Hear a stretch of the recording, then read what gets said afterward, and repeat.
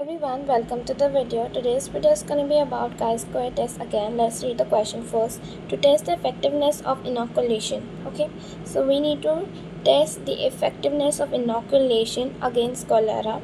The following table was obtained. So this column is about attacked, non-attacked, and this column is about total. So inoculated, non-inoculated, and total. So the table which we have to test is this one. These are the OI. ठीक है, ये OI होगा और जिसका हमें ये total दिया हुआ है,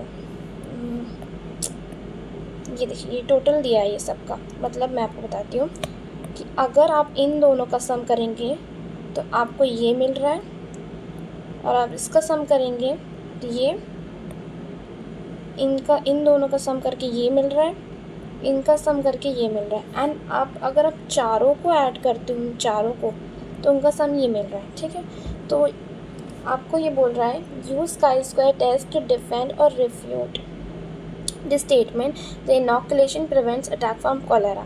सो ये बहुत सिंपल है कि आपको स्टेटमेंट को डिफेंड करना है, मतलब कि इसको सही साबित करना है, और रिफ्यूट मतलब होता है कि इसको गलत साबित करना है। सो बेसिकली आपको जो है पता ही होगा कि टेबुलर फॉर्म में जो हाइपोथेसिस लेते हैं chi-square में H0 जिसको हम बोलते हैं वो हमेशा इंडिपेंडेंट लेते हैं, राइट।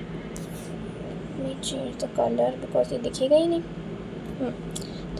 तो इसको ये लेते हैं कि the inoculation prevent attack from cholera, मतलब होता है कि जो आपकी वैक्सीन है वो आपको बचाती है अटैक होने से, मतलब कोलेरा का अटैक होने से। ये आपको प्रूव करना है, मतलब कि इस स्टेटमेंट को रिफ्यूट करना है या फिर डिफेंड करना है, आपको ये बताना है। तो ऑब्वियसली हम जो हाइपोथेसिस लेट करते हैं टेबुलर फॉर्म में chi-square के अंदर, वो हमेशा इंडिपेंडेंट, यानी कि हमेशा अपोजिट लेते हैं जो हाइपोथेसिस हमें प्रूव करना है, मतलब जो हमें टेस्ट करना है उससे। तो यहाँ पर कह रहे हैं the inoculation prevent the attack from cholera, तो यहाँ पर हम हाइपोथेसिस लेट करेंगे कि the attack of the inoculation prevent does not prevent the attack from cholera, ये टेस्ट लेंगे हम। ठीक है, हाइपोथेसिस कि इट डज नॉट प्रिवेंट। ठीक है, प्रिवेंट का मतलब होता है बचाना, prevents from the attack of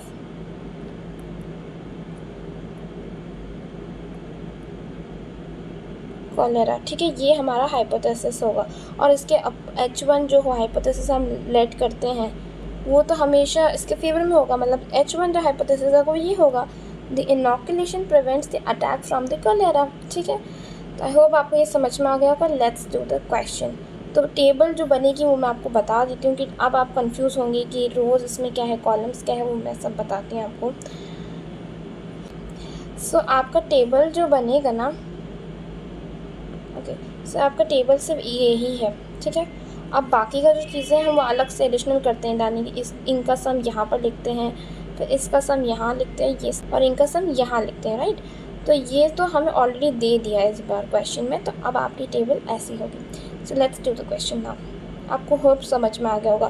तो अब आपको डिग्री ऑफ फ्रीडम को पता है ना कि 3 कॉलम, जगह 3 कॉलम 3 रोज़ नहीं है। बताओ कैसे? क्योंकि यहाँ पर टेबल जो है सिर्फ आपका इतना वाला पार्ट कवर करी, मतलब ये वाली वैल्यूज़ आ रही हैं, ये वाली वैल्यू, ये और ये, सिर्फ यही है। तो इसके हिसाब से सिर्फ 2 ही रो है और 2 ही कॉलम हुआ, क्योंकि ये ही वाली पार्ट आ रही है। तो इसमें 2 रोज और 2 कॉलम्स हुआ। ओके, तो ये आपकी टेबल है। ठीक है, तो अब इसका हम कैलकुलेशन करते हैं, E1 E2 E3 E4 निकालते हैं। वो मैं आपको सबको सिखाया इससे पहले वाली वीडियो में। देखिए अब इसमें कि मैंने आपको बताया था ये टेबल है, तो मतलब ये इसका सम है और ये इसका और ये इन दोनों रोज़ का। ठीक है, और ये सब का चारों मिला के टोटल ये दे रहा है। ओके, ये ठीक है। अब E1 E2 E3 कैलकुलेट कर सकते हैं हम आराम से। सो E1 कैसे कैलकुलेट करते हैं, मैंने आपको बताया था। E1 ये वाला है, ये वाला, इसके अलॉन्ग रो और इसके अलॉन्ग कॉलम, यानी कि ये वाला एलिमेंट और ये वाला एलिमेंट जो है मल्टीप्लाई होगा, मतलब कि 196 इंटू 70, राइट, अपॉन इन सब का सम जो है ये दिया हुआ है 790। ठीक है, तो ये E1 की वैल्यू हो जाएगी। So let's put in the calculator, 196 into 170 divided by 790,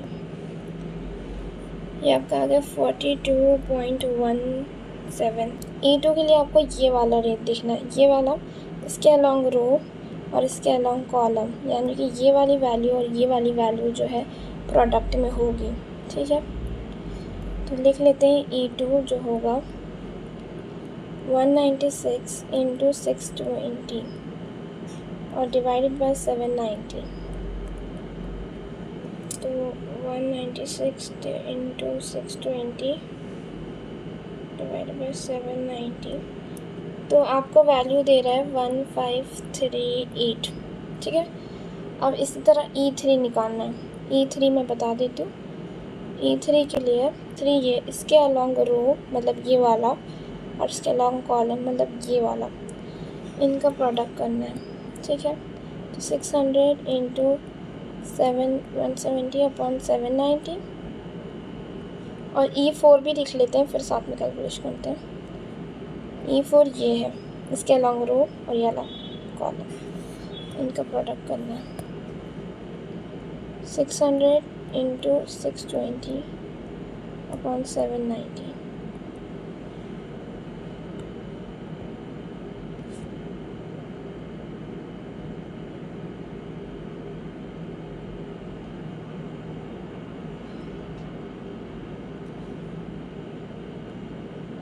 आप देख सकते हैं इसके आगे लिखा है 129.1।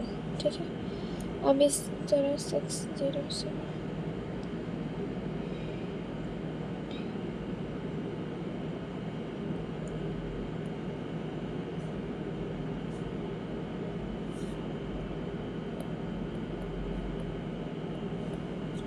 ठीक है, सारी चीज़ें आपको समझ में आ गई होंगी। E1 ये है, E2 जो है ये है और E3 और E4। यहाँ पर वैल्यूज़ लिख ली हैं, तो आप देख सकते हैं कि ये जो वैल्यूज़ मैंने E1 E2 E3 E4 निकाली है, ये वैरी कर सकती हैं। बिकॉज देखो एट लास्ट हाइपोथेसिस सबका मैच होना चाहिए। बिकॉज कुछ जो है अप्रॉक्स लेते हैं, कुछ जो है कुछ डेसिमल छोड़ देते हैं, जिसकी वजह से आंसर में वेरिएशन आ सकता है। ठीक है, तो ये ज़रूरी नहीं है कि मैं जो आंसर लिख रही हूँ बस वही आएगा, आपका हाइपोथेसिस करेक्ट होना चाहिए, वैल्यूज़ कुछ भी आए। क्योंकि कोई क्या है, अब जैसे यहाँ पर 42.17 है। ठीक है, तो अब इसको कोई 43 ले ले, 47 ले ले, तो समझ रहे हो, बस इतना सा फ़र्क आता है, बाकी हाइपोथेसिस में कोई चेंज नहीं आएगा।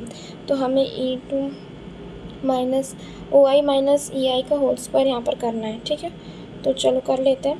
तो 30 माइनस 42.17 और फिर इसका स्क्वायर भी कर लेते हैं यहीं पर ही, तो आपका आया 148। मैं आपको बता दूँ ये प्लस में आएगा, ये वैल्यूज़ जो है ना मैं पहले माइनस में लिखा था ना, इसलिए ऐसा आ रहा है, बट इट्स ओके। और इसको डिवाइड भी कर लेते हैं 42.17, तो आपका आएगा 3.51। ठीक है, इसी तरह सब कर लेना है। तो आप देख सकते हैं मैंने सारी वैल्यूज़ निकाली और इन सब का सम कर लिया है, तो 4.558 आ गया है। तो ये आपका काई स्क्वायर की वैल्यू आ गई है 4। ठीक है, तो अब हमें बताना है यहाँ पर क्या लिखा है कि अब यहाँ पर कुछ सिग्निफिकेंस कुछ नहीं दिया है, राइट। तो हम क्या अज्यूम करते हैं 5%, राइट। तो पहले तो हमें डिग्री ऑफ फ्रीडम निकाल लेते हैं। यहाँ पर देखो डिग्री ऑफ फ्रीडम क्या होता है,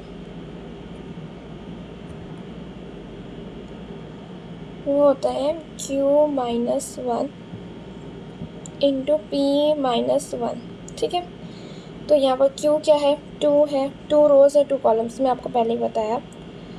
जैसे यहाँ पर देखो ये 2 रोज़ है ना, ये 2 रोज़ हैं और ये 2 कॉलम, राइट।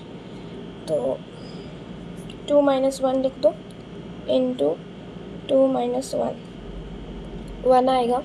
तो 1 मतलब 1 जो ऊपर उसका कॉलम होगा टेबल का, और उसका जो 1 कॉलम पे और जो रो है वो 0.5 होगा, क्योंकि 5% सिग्निफिकेंस पे दिया है। ठीक है, तो टेबल में देख, तो अब आप देखते हैं, तो बेसिकली हमें 1 पे जाना था, 1 पे गए और यहाँ से यहाँ जाना था। ठीक है, तो 1 वाला जो एलिमेंट मतलब देखो ये वाला आया, ये वाला आ रहा है। ठीक है, अगर आप देखो ऐसे यहाँ से चलते हैं, चलो ये 1 था यहाँ से और ये 5, तो ये वाली जो वैल्यू आई है ये 3.84, तो ऑब्वियसली ये बड़ी है, तो हमारा हाइपोथेसिस H0 जो है रिजेक्ट हो जाता है।